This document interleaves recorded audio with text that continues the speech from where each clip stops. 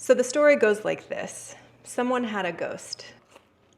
These could not be easier. The last step is to give these a quick whisk.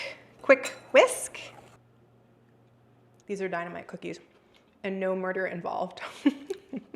Happy Halloween! I have a somewhat obscure one for you today that was popular several years ago, and I found the recipe on Reddit. You know you have a problem when you spend your time reading Reddit for obscure recipes. The story goes like this. The person who posted this on Reddit noticed strange and spooky things happening in their house, and so they started to look into the history of the house, assuming, of course, that they had a ghost. They fell down a rabbit hole online, found out that someone was, in fact, murdered in their house.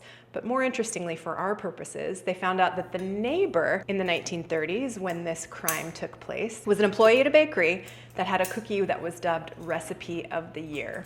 So this cookie is a molasses-based cookie. It's crispy on the outside, chewy on the inside, lots of delicious fall flavors. They used to be called scotch cookies, by the way, if you have an aversion to the spookier name of murder cookies. But I'm all in on the spooky today, since it's Halloween. This one is really basic tools and equipment, so nothing special is necessary. Though there are two ingredients that I don't cook with frequently, so might be somewhat obscure for you too. The first is molasses, and the second is a spice called mace. Mace is similar to nutmeg, and there are several different ways you can make a substitution for mace online, but you might try just nutmeg. I have had the same container of mace in my kitchen for way too long, but I do find that it used to be a lot more common, so if you're someone who's getting into cooking vintage recipes, you might want to have some mace on hand just in case. If you don't want to go out and buy it though, substitute nutmeg. So murder cookies await. Let's get going.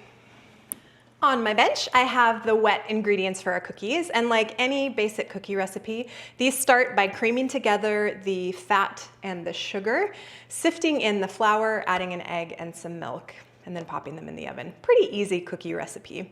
So these cookies use shortening, and while you can substitute, I've gotten a better result from just using shortening alone. Then sugar.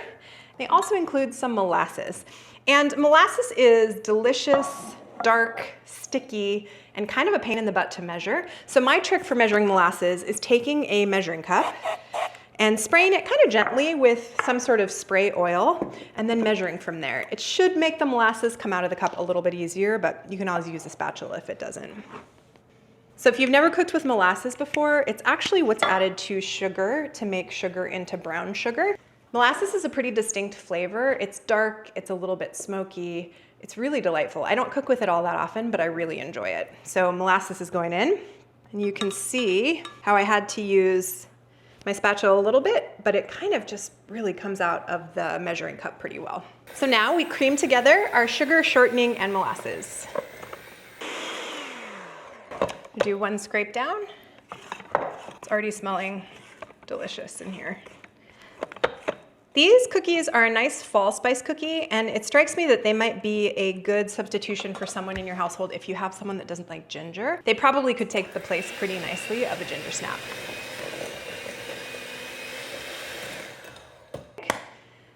Just one single egg. Goes right in. All right, now we pull in some milk and the rest of our dry ingredients. So for dry ingredients, flour, cinnamon, and mace, and I've doubled the amount that's listed in the recipe below. So I've added a couple tablespoons each of cinnamon and mace. I like a really spicy cookie. I would start off with the recipe as written and add if you'd like. That goes in, salt and baking soda. Give these a quick whisk.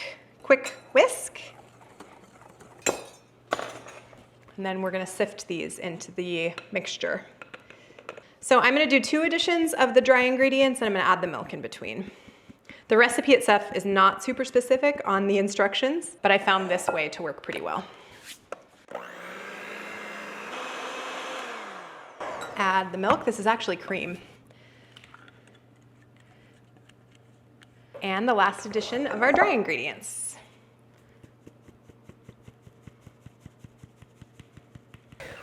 It smells delightful. There we have it. Dough complete. So last up, these could not be easier. The last step is to scoop the cookie out onto a lined cookie sheet. You can also grease a cookie sheet, but I have a Silpat here, which is pretty handy.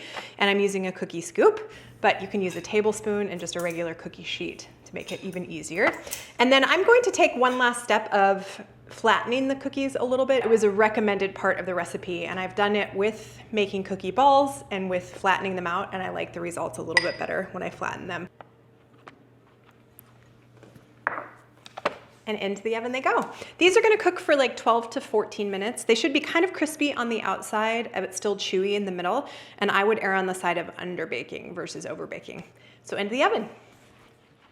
14 minutes later, plus a couple minutes of cooling, we have a giant plate of scotch, AKA murder cookies. Let's give one a taste. So the outside is crispy, but the inside is still chewy, and they are just truly delightful. I may have already had one. There may be less than 3 dozen here.